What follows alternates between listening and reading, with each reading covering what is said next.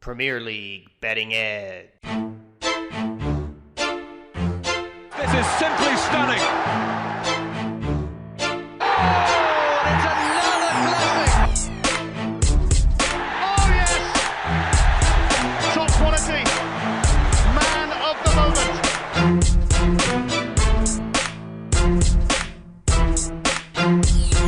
On the biggest stage, he is the master performer. Oh, indeed.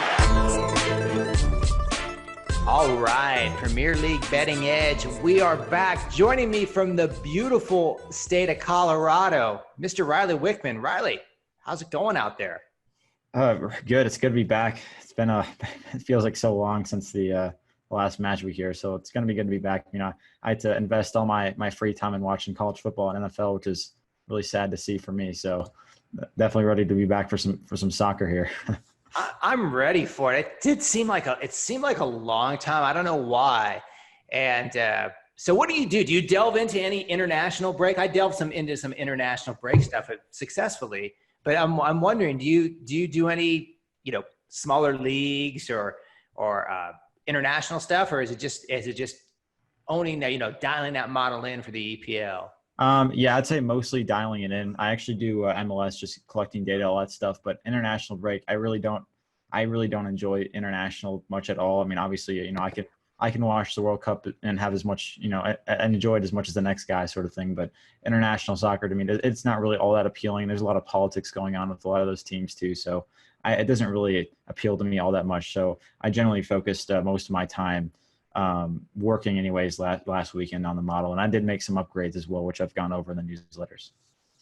Well, at Clear Data Sports, we certainly appreciate it, and I'm sure the guys who are following us are going to appreciate it too, because we've got some things that we've dialed in, and you're going to go over the opponent ratings, which I thought was very interesting. But I think let's start with this. It's a Saturday game, and Manchester United is hosting Leicester. It is a 10 a.m. Eastern time, and we're gonna go to the total on this game. Riley, let's tell them what we're gonna do with this one from a total standpoint. Yeah. So we're actually gonna hit the under on this one, the under 2.5. And the reason I like this one so much is due to these defensive ratings here. We can see United 21% better than average so far, and Leicester 15% better than average. So two solid defenses. And actually, I mentioned, and you'll see in the newsletter tomorrow, I'll mention that this one's likely to be a free-flowing attacking game. But nonetheless, these are two solid defenses. And also United's lacking Martial, and they're going to have a weekend lineup overall. They're also missing Luke Shaw, I believe, as well. And I can't remember a few other players as well. So they're injured. They're injury hampered, basically. Leicester will have a relatively full starting lineup. But attacking-wise, as you can see, another thing that benefits this type of play here, 16% worse than average this season so far. So I think overall, the team ratings that are playing into this are really hinting at that this under is a solid play for this one here. No real edge on the line or money line as well, so we're just completely avoiding that. But going over to those ratings, just to kind of introduce them to the. I was just going to ask about that. I was going to ask where the defenses, the defensive ratings for these particular teams, where they were ranked. Yeah. Comparatively with the rest of the league. And actually, yeah, so now looking at these ratings, these are already adjusted based on their opponents. So defense is going to be it's going to be adjusted for how strong of attacks they've played on average so far this season, and then vice versa for attacks. So attacks the attack rating will be adjusted for how strong of defenses they played so far. So looking at the actual average opponent strength, though, United, like I've said many times, has actually been playing very well. Their underlying metrics are hinting at, positive things for them so far, which is surprising to me, but still, it's definitely there. Results haven't been there, but they've also played an average of 3% less than average teams. So considering that the results haven't really been there yet, and I believe they're sitting in 8th, if I'm not mistaken, it's not all that positive for them. Moving down to Leicester as well, it's kind of the opposite for them, where they are actually up in 3rd and undefeated through 4 games, but the underlying metrics haven't really been as optimistic for them. So just something to look out for, and it's pretty cool to be able to quantify this and be able to see this with these ratings. So hopefully for you guys, and I will be, just for future reference, I will be setting this chart in Slack, so you guys will have already got it by the time you hear this podcast anyways, but just something else, another piece of context for you guys to use for your plays for sure. So getting back to the defensive ratings, how would you go about? I think you can probably sort. Is that the CDSI rating? Over there in AQ, column AQ. Yeah, and actually I'll sort by expected goals because this is also now adjusted too. Oh, okay. But looking Cool. at the raw expected goals numbers, if you look at that, the two lowest teams defensively. So that's always possible. And they're not going to be the two lowest rated defenses just because there's a bunch of other ratings going into this. But so did the expected goals adjust for the talent of the opponent? It adjusts so expected goals is taken from the previous 4 games so far this season. Obviously, it'll be 5, 6, 7 once as the season progresses. But it's adjusted for the strength of the attacks that they've played. Reason being, obviously, defense versus attack. So, for example, if you played against 4 weak attacks and you have a low defensive rating, well, wonder why, because you're playing against weak attacks. So it's all adjusted for that basically. And based on these adjusted numbers so far, these two teams have had the lowest expected goals number, adjusted expected goals numbers basically. But that doesn't result in the lowest defensive ratings overall, but still positive signs for both those two teams. So you've got 3 and 5 and defensives in the CDSI defensive ratings. That's pretty good. Yeah. So 3 and 5 there, but 1 and 2, which is exactly why I like this play so much. And then actually, so let's talk about. I'm getting deep into this model because I'm enjoying it. You also have the ball advancement defensive rating. Let's sort that out. Yeah, and it's the same thing for this as well. This is also adjusted. This one is going to be resulting in Leicester in 7. You got 4 and 7. Yeah. So, but I mean, they're top 8 for pretty much every single metric here. And if we sort by player strength, this is where they'll falter a little bit because, especially United too, they're lacking. So they have a lot of injuries. So they're all the way down 17th for this one, and then Leicester is actually down 15th. But that's also getting a much lower weight at this point. At the start of the season, player ratings would have had a much higher weight, but now, as we're 4 matches in, we're also adjusting for the game so far. So they have been given a much lower weight, which results in their still relatively high overall CDSI defensive rating, despite the lower, player strength based. So the overall CDSI rating takes into the expected goals, the player base expected goals, and the ball advancement rating, and the expected goals take in the opponent's and strength. Actually, there's even more stuff too. There's actually the tactical ratings, which I have hidden right now, manager ratings as well. So there's really a lot of stuff going into these final ratings here that I'm adjusting for. That's phenomenal. That's just a great job. Every time I do a podcast with you, it amazes me how detailed this model is. And I just fall in love with the model more and more as we do more podcasts. Cause it really, as somebody who models sports for years, it takes a lot of creativity and a lot of logic to build this stuff. And you've just done such a good job with it. So beautiful. So, okay. So the first game is going to be under 2.5, and we are actually getting some plus odds bros, as Syrian Pony says in Slack, and I really like that. Every time you get plus money, he calls it plus odds bros. So I thought it was pretty cool. So we're getting plus odds bros on that under 2.5. Plus 106. And okay, so the next game, and I like how we do this on the podcast. I'm not going to require it, but I strongly prefer that we have a Saturday game to talk about than a Sunday game to talk about. And the last Sunday game we talked about was the Everton game, if I'm correct. And that was beautiful. That was that was the best Sunday morning I've had in years watching that game. Very exciting as they lost the lead, then they got the lead again. And the man with one name scored, I think, 2 goals in that game, right? The Everton game? That sounds right. That was a good game, though. That was, certainly exciting to watch, More exciting to catch the play as well. But we got Watford and Arsenal coming in for this game. And actually, of course, you guys will at this point know that we like Arsenal this season overall. But in this game, we are going to be playing against them.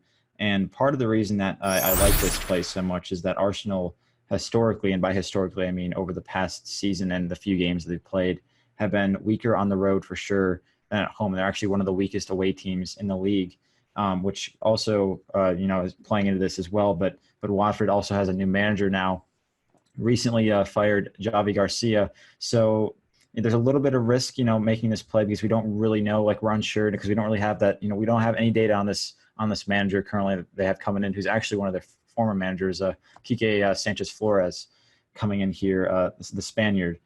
We don't have any data with him collected yet, but we can count on one. Arsenal are going to be a weaker away. Two, the Watford player ratings have been absolutely outstanding, and they obviously haven't started out very good. But player-wise, it's been really interesting to see how their bar ratings have kind of panned out. So we'll have to see how that plays out this week as well. But I actually do really like this play. And looking at the overall ratings, our Watford topping out at 100 overall in attack, so that's league average basically, and then 10% worse than average defensively, but they are at home, so that gives them a little edge, like I said, which is very important coming up against Arsenal. And then Arsenal 111 attack, so 11% better than average, but only 100 rated defense, and for a team that's top 6, maybe even top 4 bound, which I would love to see this season anyways. 100 rated defense isn't all that great, so perhaps their defense is a little bit weaker than it should be at this point, and that ends up with them at a 106 overall and Watford at a 95. So although this one is probably going to be one of those where it could be a toss-up, it could be a game where Arsenal scores early and then controls it for the rest of the game. I think Watford's starting 11 is very, very strong, and I think they're going to be pretty underestimated at this point following the sacking of their manager. So that's where we're going to hop on this one, and we're going to make that play a Watford pick at plus 187. So if the play draw, or if the match draws, we do push as well. Yeah, and so that's very interesting to me because Watford is sitting, low in the Premier League table. If you're just looking at the Premier League table, you're saying, hey, this team's not really good. And what you're saying is the way their player ratings have, by your ball advancement rating, they actually have been pretty decent. Yeah. Well, it's really interesting because their output hasn't been good. Their average opponent strength has been the second weakest in the league. So overall team performance so far, it's pointing downwards. But the key thing about that is they have a new manager, so you can almost wipe that and make it a clean slate, which is why I think there is some edge on this game here for us to have right here. Because you like as a whole, and it seems to me like this is something, and correct me if I'm wrong, this seems to me like something that was a trick of yours last year, where you were keen on that team that made that managerial switch. And I don't know, have you ever been through a sacking in your behind the scenes analytic stuff with Richmond? Did they sack their coach? Or I haven't been through one where I've been with the team basically, but the reason why I like that, and it's not necessarily I'm going to back the new manager instantly. It's just I like the change. There's an instant change, and people aren't going to be able to quantify it that quickly. Where we can quantify that change because I do have the new manager. I have his ELO rating. It's already in the model. It's been updated. Everything's been updated. So the advantage that's the reason why I like making these types of plays is because we can quantify that change in a very short amount of time, where the markets aren't going to be to adjust as fluidly, for example, as us, which is why we have so much edge on this play. And that gives us an advantage because, everyone else is going to be basing Watford's chances to win off their performances so far. But in reality, they have a new manager. They're going to have a new tactical system.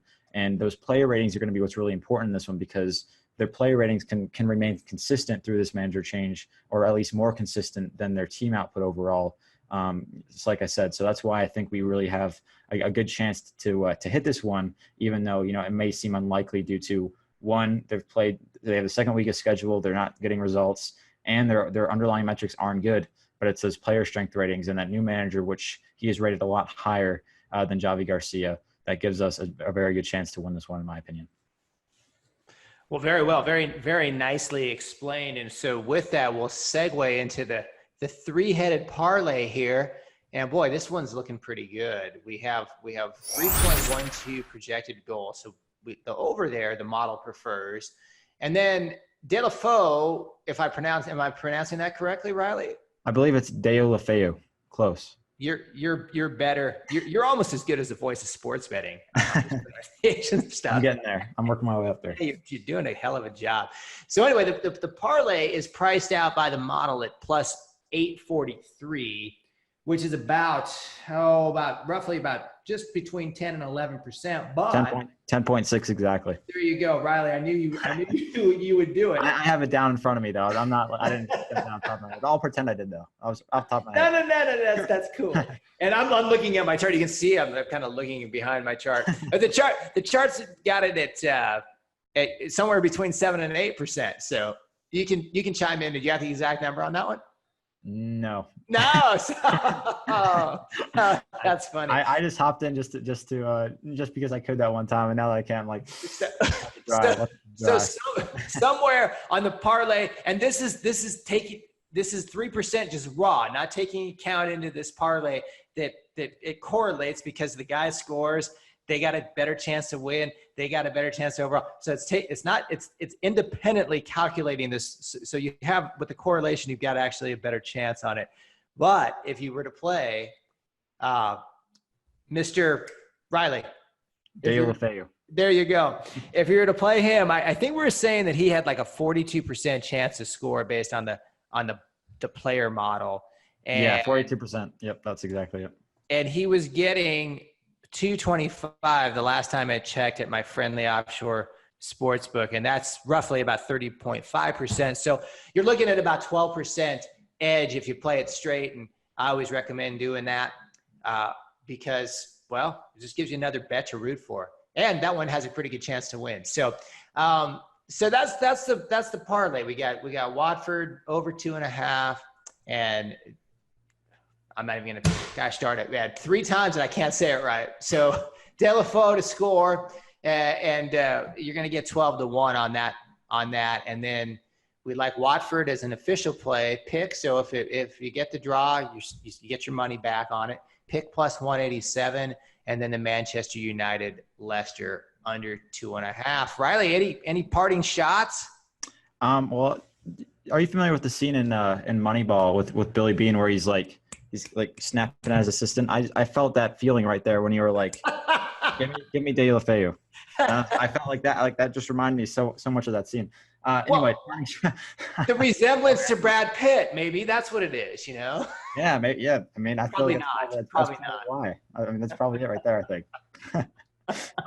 Parting shots. I mean, I think we're pretty comprehensive here. I'm really happy with the results of the updates to the model. But of course, you know, if you guys have any other feedback that is contrary to my beliefs, anyways, let me know. I'll be sending those rating sheets. So this sheet right here, I'll be sending this to the members every week now, along with those plays. So you get the whole overview chart, not just the 2. We have 6 overall plays this week, including the 2 that we just revealed here. So it should be a pretty fun week here, even though we don't really have like a marquee matchup like we have the past few weeks, but still should be pretty interesting. And make sure to watch that Sheffield United versus Southampton match because that should be pretty interesting. Those are 2 model favorites playing against each other. So always interesting to see how that sort of plays out. Well, very nicely done, Riley, as usual. Well, you got base winner for Riley Wickman. Hope all your bets cash, and we will be back next week. No international break. So thanks for listening, guys. And, well, yeah, like I said, hope all your bets cash.